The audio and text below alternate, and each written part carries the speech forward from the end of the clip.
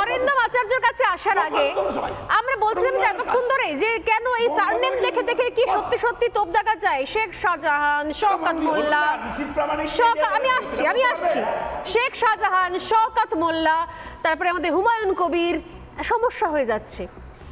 নিঃসন্দেহে vote bank politics তো রয়েছে, কিন্তু এর বাইরে চলুন আমি এই সমস্ত সারনেম ছেড়ে দিলাম, আমি ভোট ব্যাংক পলিটিক্স থেকে বেরিয়ে এলাম, আমি আসছি এই মুহূর্তে প্রাক্তন পুলিশ অফিসারের কাছে।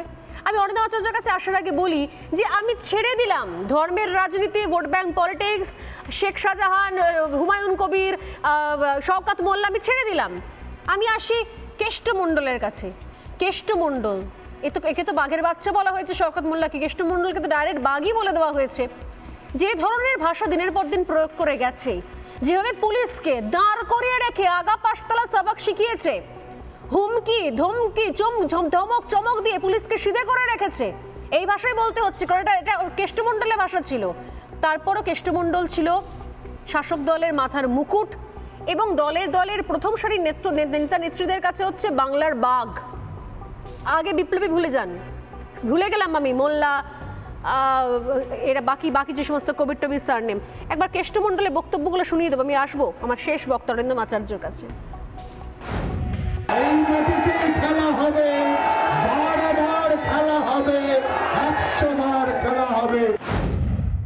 22 ভোট আমরা প্রতিশোধ নেব না। যে ধরনের খেলা চাইবে সে ধরনেরই খেলতে রাজি আছি, ভয়ঙ্কর খেলবো। মুখ্যমন্ত্রী খালি মুখটা খুলতে দিন, যে আন্দোলন করব না দেখে ঘাবড়িয়ে যাবে। 11তে কি হয়েছিল? মার্ডার হয়েছিল, 16তে মার্ডার হয়েছিল, 14য় মার্ডার হয়েছিল, 19-এ মার্ডার হয়েছিল, এবারও খেলা দিনে হবে, সন্ধে হবে, বিকালে হবে, রাত্রে হবে। হ্যাঁ, তো বড় খেলা। আরো লম্বা তালিকা, কেষ্টমণ্ডলের তালিকা যত বলবো তত কোথাও ফুরবে না, আমার শো শেষ হয়ে যাবে, টাইম ফুরিয়ে যাবে। অরিন্দম আচার্য, এই কেষ্টমণ্ডলের একটা ভিডিও, সেই ভিডিওটা এখন আর সময় নিয়ে দেখাতে পারছি না আমি। পুলিশকে সামনে দাঁড় করে রেখে পুলিশকে রীতিমতো ধমকে চমকে প্রায় হুমকি হুঁশিয়ারি দিয়ে 100 অবস্থা করেছিল। পুলিশ অফিসার কথা বলতে পারছে না, কুই করছে, মনে হচ্ছে সেই ভিডিও ভাইরাল হয়েছিল। এরাও তাহলে দলের সম্পদ ছিল। আমি যদি সমস্ত সারনেম বাদও দিই, ভোট ব্যাংক পলিটিক্স বাদও দিই, তাহলে এরা কারা যারা তৃণমূল কংগ্রেসের গর্ব, মুকুটের পালক হয়ে দীর্ঘদিন ধরে উজ্জ্বল হয়েছিল, জল করেছিল? দেখুন, আজকে প্রথমেই আমাকে বলতে হবে, মাননীয় প্রধানমন্ত্রী গতকালকে রবীন্দ্রনাথ ঠাকুরের একটা কবিতার 4টে লাইন বলেছিল যে বাংলার মাটি বাংলার জল, বাংলার বায়ু বাংলার ফল, পুণ্য হোক পুণ্য হোক পুণ্য হোক হে ভগবান। প্রশ্ন একটা, বাংলার মাটি যদি ভালো করে তাকিয়ে দেখে রক্তে লাল হয়ে আসে। আজকে জল দেখুন, আপনি বায়ু দেখুন, বারুদের গন্ধে আজকে চতুর্দিকে। আপনাকে আজকে বলছি, অরিন্দমবাবু একটা খুব ভালো কথা বলেছেন যে এই শওকতবাবু তো এমএলএ, সত্যি তো এমএলএ, এই বিডি ডেকেছে তার জন্য ডাকাতে কি অপরাধ নাকি? তাহলে তো অ্যারেস্ট করতে পারতো, সমন দিয়েছে। কিন্তু তার সাথে আমি আরেকটা প্রশ্ন ওনাকে করি যে শুভেন্দুবাবুও তো এমএলএ, তো উনিও তো আজকে বিরোধী দলপক্ষে একজন নেতা, তার এগেইনস্টে 46 কেস হয় কি করে? দাঁড়ান, আপনি প্রশ্নের উত্তর দেবেন না, আপনি বিশ্লেষণ করবেন, আমাকে বলতে দিন। আমি আপনাকে বলি, এই যে Arabul why Arabul has been arrested এবং সে হাইকোর্টে কি রিট পিটিশনটা দিয়েছে ওটা একটু দেখে নিন। আমি আপনাকে বলতে পারি যে শওকত বাবু বলতে পারেন, মগরাহাটে সেলিমকে বলতে পারেন, ফলতাতে আজকে জাহাঙ্গীরকে বলতে পারেন, আপনি বলতেই পারেন, কিন্তু তার অফেন্সটা তো প্রমাণ করবে পুলিশ। ঠিক, আজকে ইডি তো আজকে প্রমাণ করবে। আপনি আমাকে একটা উত্তর দিন যে আজকে আমি আপনাকে বলছি 15/7/2021 পশ্চিমবঙ্গের একজন মন্ত্রী সিদ্দিকুল্লাহ চৌধুরী মহাশয় 3খানা গাড়ি নিয়ে আজকে ত্রাণ দিতে গেছিল সরবেরিয়া। তাকে এই শাহজাহান কিভাবে অপমান করে ট্রেনে নামিয়েছিল? কে সে? কোথা থেকে সেই অধিকার পায়? এবং সিদ্দিকুল্লাহ বাবু ওখান থেকে ফিরে এসে মৌনতা অবলম্বন করে দিলেন, একজন মন্ত্রী। এবার আমি আপনাকে বলছি আরেকটা কথা, ইটস ভেরি ভাইটাল। আমি আপনাকে বলছি, অনুপ মাঝি যে কয়লা পাচার কাণ্ডের মেইন লোক, সে 3 বছর ইডি ধরতে পারলো না, সে আজকে সারেন্ডার করে কি করে? ইডি কি আজকে ধোয়াপ তুলসী পাতা আপনি বলছেন? আমি আপনাকে বলতে চাচ্ছি যে আজকে সমন দিয়েছে, করতেই পারে, দুবার তিনবার করতেই পারে, কিন্তু এটা প্রমাণ করতে হবে যে তার অফেন্সটা কি।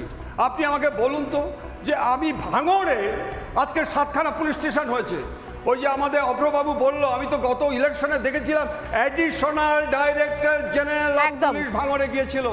ইনস্পাইট অফ দি 7 জন মৃত্যু হয়েছিল, 7 জনই হচ্ছে সংখ্যালঘু এই ভাঙড়। আপনি আমাকে বলুন তাহলে যারা নাকি আজকে, আপনারা তো এই শাহজাহান এই কথাটা বলছেন না, শওকত বাবুর কথা বলছেন, এমএলএ নিশ্চয়ই সম্মান দিয়ে কথা বলতে হবে। আপনাকে জানেন শওকত বাবুর কাজের জন্য সে আজকে ওখান থেকে শুরু করে বজবজ পর্যন্ত দায়িত্ব পেয়েছিল, যাতে শান্তিপূর্ণভাবে মানুষ ভোট দিতে পারে, শান্তিপূর্ণভাবে যাতে ভোট দিতে পারে। অতএব এই ক্ষেত্রে আপনি আমি রাম শাম জ্যোতি বললে হবে না, পুলিশকে প্রমাণ করতে হবে। ভাঙড়ের ম্যাক্সিমাম লোক মারা গেছিল তৃণমূলের, গিয়ে জিজ্ঞাসা আরে জানি মারা যাক, জানি মারা যাক, তৃণমূল যাক, বিজেপি যাক, ব্যর্থতা পুলিশের, যারা সেখানে অস্ত্র আগ্রে অস্ত্র গোলাবুমির খেলা, গোলা বোমার খেলা করে, গুলি বোমার খেলা করে, তাদের দোষ। অরিন্দম আচার্যের কাছে আসার আগে আমরা বলছিলাম যে এতক্ষণ ধরে যে কেন এই সারনেম দেখে দেখে কি সত্যি সত্যি তোপ দেখা যায়, শেখ শাহজাহান, শওকত মোল্লা, আমি আসছি, শেখ শাহজাহান, শওকত মোল্লা, তারপরে আমাদের হুমায়ুন কবির, সমস্যা হয়ে যাচ্ছে। নিঃসন্দেহে ভোট ব্যাংক পলিটিক্স তো রয়েছে, কিন্তু এর বাইরে চলুন আমি এই সমস্ত সারনেম ছেড়ে দিলাম, আমি ভোট ব্যাংক পলিটিক্স থেকে বেরিয়ে এলাম, আমি আসছি এই মুহূর্তে প্রাক্তন পুলিশ অফিসারের কাছে। আমি অরিন্দম আচার্যের কাছে আসার আগে বলি যে আমি ছেড়ে দিলাম ধর্মের রাজনীতি, vote bank politics, Sheikh Shahjahan, Humayun Kabir, Shaukat Molla, আমি ছেড়ে দিলাম। আমি আসি কেষ্টমণ্ডলের কাছে। কেষ্টমণ্ডল, একে তো বাঘের বাচ্চা বলা হয়েছে শওকত মোল্লাকে, কেষ্টমণ্ডলকে তো ডাইরেক্ট বাঘই বলে দেওয়া হয়েছে। যে ধরনের ভাষা দিনের পর দিন প্রয়োগ করে গেছে, যেভাবে পুলিশকে দাঁড় করিয়ে রেখে আগা পাঁচতলা সবক শিখিয়েছে, হুমকি ধমকি ধমক চমক দিয়ে পুলিশকে সিধে করে রেখেছে, এই ভাষায় বলতে হচ্ছে, কারণ এটা কেষ্টমণ্ডলের ভাষা ছিল। তারপরও কেষ্টমণ্ডল ছিল শাসক দলের মাথার মুকুট, এবং দলের প্রথম সারির নেতা নেত্রীদের কাছে হচ্ছে বাংলার বাঘ। আগে বিপ্লবী ভুলে গেলাম আমি, মোল্লা, এরা বাকি যে সমস্ত কবির টবির সারনেম। একবার কেষ্টমণ্ডলের বক্তব্যগুলো শুনিয়ে দেবো, আমি আসবো আমার শেষ বক্তা অরিন্দম আচার্যের কাছে। এই মাটিতে খেলা হবে, বারবার খেলা হবে, 100 বার খেলা হবে। 22 ভোট আমরা প্রতিশোধ নেব না। যে ধরনের খেলা চাইবে সে ধরনেরই খেলতে রাজি আছি, ভয়ঙ্কর খেলবো। মুখ্যমন্ত্রী খালি মুখটা খুলতে দিন, যে আন্দোলন করব না দেখে ঘাবড়িয়ে যাবে। 11তে কি হয়েছিল, মার্ডার হয়েছিল, 16তে মার্ডার হয়েছিল, 14ই মার্ডার হয়েছিল, 19-এ মার্ডার হয়েছিল, এবারেও হবে। খেলা দিনে হবে, সন্ধ্যে হবে, বিকালে হবে, রাত্রে হবে, হ্যাঁ তো বড় খেলা। আরো লম্বা তালিকা, কেষ্টমণ্ডলের তালিকা যত বলবো তত কোথাও মানে ফুরবে না, আমার শো শেষ হয়ে যাবে, টাইম ফুরিয়ে যাবে। অরিন্দম আচার্য, এই কেষ্টমণ্ডলের একটা ভিডিও, সেই ভিডিওটা এখন আর সময় নিয়ে দেখাতে পারছি না আমি, পুলিশকে সামনে দাঁড় করে রেখে পুলিশকে রীতিমতো ধমকে চমকে প্রায় হুমকি হুঁশিয়ারি দিয়ে 100 অবস্থা করেছিল। পুলিশ অফিসার কথা বলতে পারছে না, কুই করছে, মনে হচ্ছে সেই ভিডিও ভাইরাল হয়েছিল। এরাও তাহলে দলের সম্পদ ছিল। আমি যদি সমস্ত সারনেম বাদও দিই, ভোট ব্যাংক পলিটিক্স বাদও দিই, তাহলে এরা কারা যারা তৃণমূল কংগ্রেসের গর্ব, মুকুটের পালক হয়ে দীর্ঘদিন ধরে উজ্জ্বল হয়েছিল, জল করেছিল? দেখুন, আজকে প্রথমেই আমাকে বলতে হবে মাননীয় প্রধানমন্ত্রী গতকালকে রবীন্দ্রনাথ ঠাকুরের একটা কবিতার 4টে লাইন বলেছিল যে বাংলার মাটি বাংলার জল, বাংলার বায়ু বাংলার ফল, পুণ্য হোক পুণ্য হোক পুণ্য হোক হে ভগবান। প্রশ্ন একটা, বাংলার মাটি যদি ভালো করে তাকিয়ে দেখেন রক্তে লাল হয়ে আসে। আজকে জল দেখুন, আপনি বায়ু দেখুন, বারুদের গন্ধে আজকে চতুর্দিকে।